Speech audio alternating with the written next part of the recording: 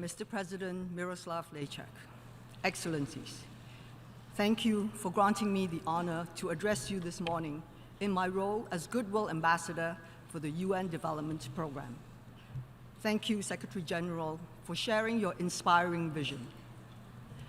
Over the past couple of years, as UNDP Goodwill Ambassador, I have met many men, women, and children who have been forced from their homes, who are struggling to make ends meet, who have been left behind. In many cases, their suffering was caused by violence, conflict, or crisis. As the Secretary General pointed out, more countries have experienced conflict over the last few years than at any time in the past 3 decades. What's more, these conflicts are becoming more drawn out, complex, and deadlier, as civilians are no longer casualties, but have become targets. An estimated 65.6 million people are now forcibly displaced from their homes, primarily due to violence and conflict. The number of refugees nearly doubled over the past decade. Adding to the tragedy and heartbreak is the fact that more than half of the world's refugees are children, many of whom have been separated from their families. If the current trend continues, by 2030, the year in which we hope to achieve the 17 Sustainable Development Goals, more than half of the world's poor will be living in countries affected by high levels of violence. Violent conflict affects men and women in very different ways. Too often, women and girls fall prey to sexual and gender-based violence. They become victims of human trafficking, sexual slavery, and forced marriage.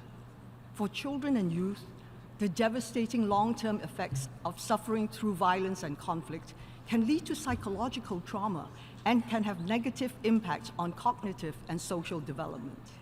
It can also put them at risk of perpetrating violence or becoming victims of violence in later life.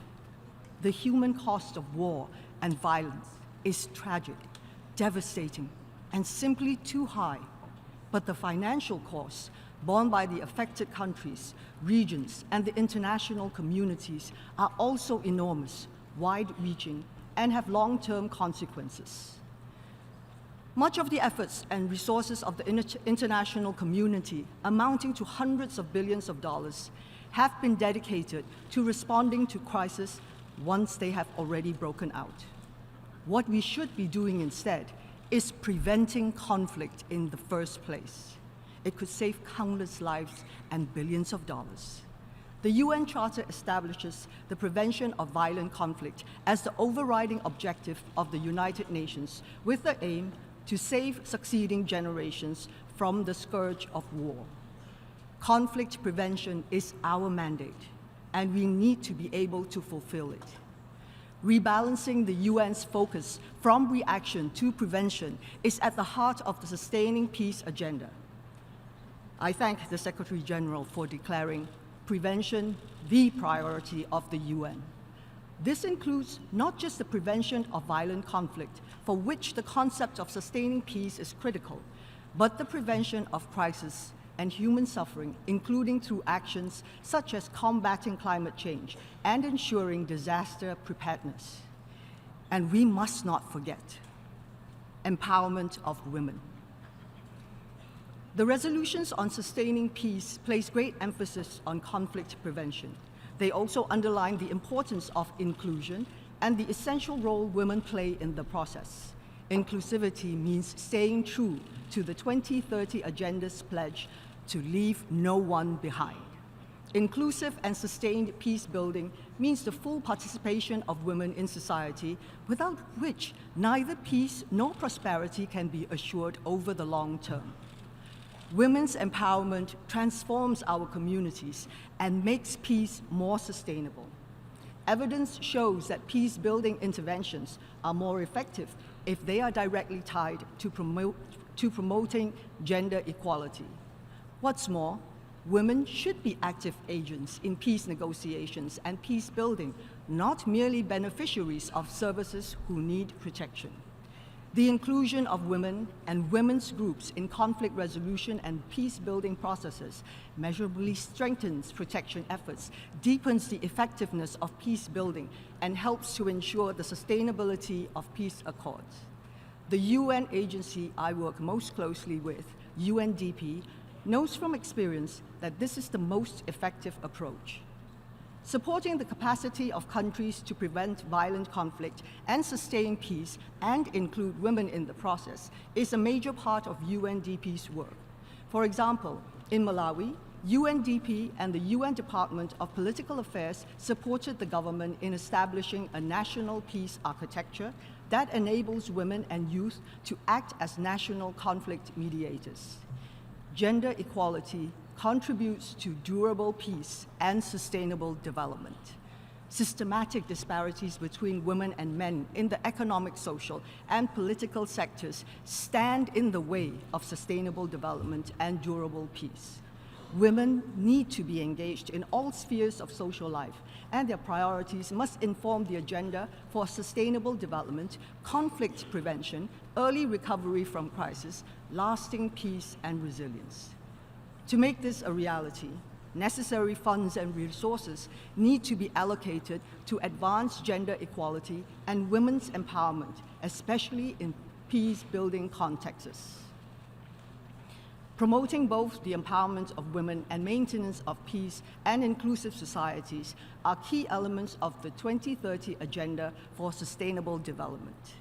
UNDP and other UN agencies have made women's empowerment and sustainable development the centerpiece of their efforts to help support and promote peaceful, just, and inclusive societies. UN agencies have been undertaking such prevention-focused initiatives in many parts of the world.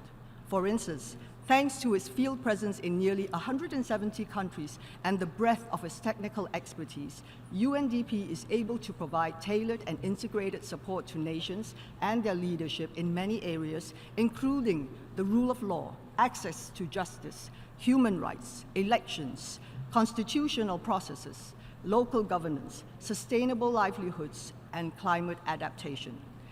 The fundamental premise of the recently released UN World Bank Pathways for Peace report is that we simply cannot achieve the 17 Sustainable Development Goals without addressing and preventing conflict.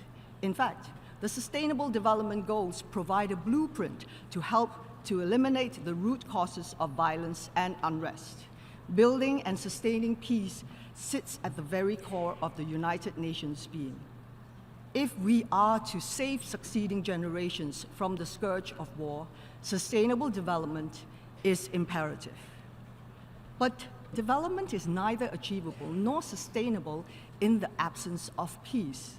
It is critical that we work in concert towards attaining both sustainable peace and sustainable development.